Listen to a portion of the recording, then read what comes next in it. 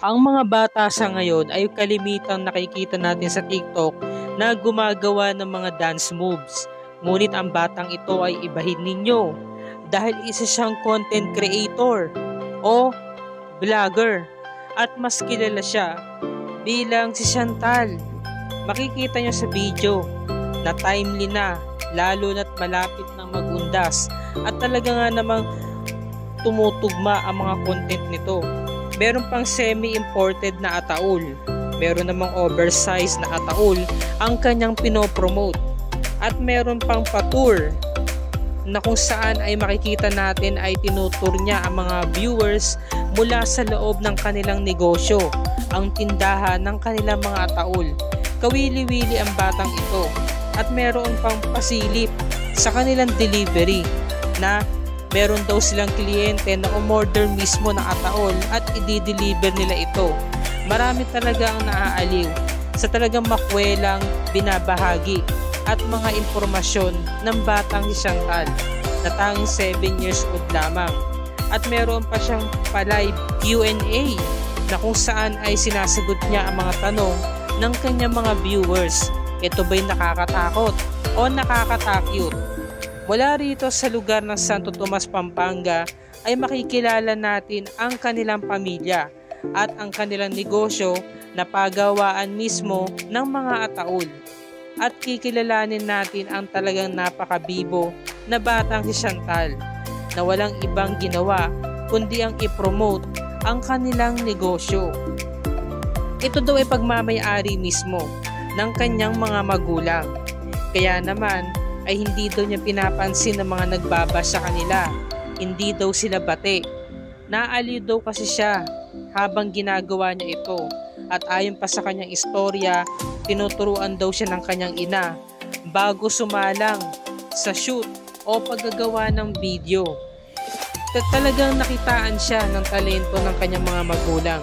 Kaya simula noon ay ginawa na nila itong content creator. Sabi pa nga ng mga magulang ay nakilala na raw itong si Chantal o si Luis na hello guys ang tawag ng kanilang mga kababayan, dahil lagi nga daw hello guys ang binibigkas nito. Kaya naman ay sabi nila nagsimula daw ang viral video sa paglalaro ng kanyang pinsan habang nasa tabi ng mga kabaong. Marami raw nakapuna at naaliw ng mga manonood. Mula noon ay dumami na ang kanilang mga kliyente. Ginamit pa raw niya ang ataol na ito nung baha sa kanilang lugar upang magbigay ng relief goods sa kanilang mga kababayan. Simula noon ay gumagawa daw sila ng 30 to 40 pieces a week na ataol. Pero nang dahil nga kilala na nga si Chantal sa kanilang lugar at sa iba't ibang panig ng Pilipinas ay nakakagawa na raw sila ng 60 pieces per week. Dumami na rin daw ang kanilang mga kliyente. Bagamat marami mga positibong feedback, may mga negatibo pa rin nagsasabi sa kanila. Naku, pati bata in-endorse na ng ataol. Bibi, wala bang maganda sa kabaong, sabi ba naman. Kaya naman ay marami mga bashers at marami din mga kritisismo na talaga nga namang hindi may iwasan. Sinasabi ay ginagawa daw hanap buhay yung bata. Ang sabi naman ng mga magulang ay inaantabayanan at tinuturuan naman daw nila ito ng kagandahang asal at binabantayan nila ang kanilang anak. Kumbaga ay sinusubaybayan nila ito. Kaya naman si Chantal ay patuloy pa rin sa paggagawa ng mga content upang matulungan ang kanyang mga magulang dahil pangarap doon niya talaga na maging artista. Kaya naman ay hindi mahihiyain ng bata sa harap ng kamera. Ang sabi naman ni Jo Marie, ang tatay ni Chantal, ay nakapundar na raw sila ng warehouse ng pagawaan mismo ng mga ataol. Sila na raw ang nakabili nito. Malaking tulong daw para sa kanilang pang-araw-araw na kita dahil ito lamang daw ang kanilang kinabubuhay. At pinangako din ni Chantal na siya magpapatuloy ng negosyo ng kanyang mga magulang.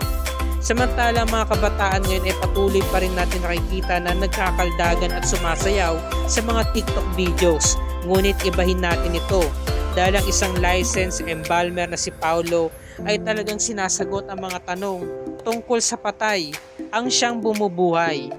Nakakapagbigay siya ng mga kaalaman tungkol sa mga patay, kung ano ang mga prosesong iginagawa dito at kung papaano ang tutorial mismo ng pag-eembalsa.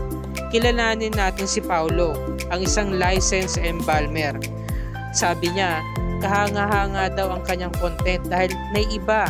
Marami mga nagtatanong ng mga professionals tulad na lamang ng mga doktor kung papaano ito gawin. Kaya naman ay inuulan siya ng mga pagtatanong ng mga tao, pati na rin sa kanyang mga kliyente.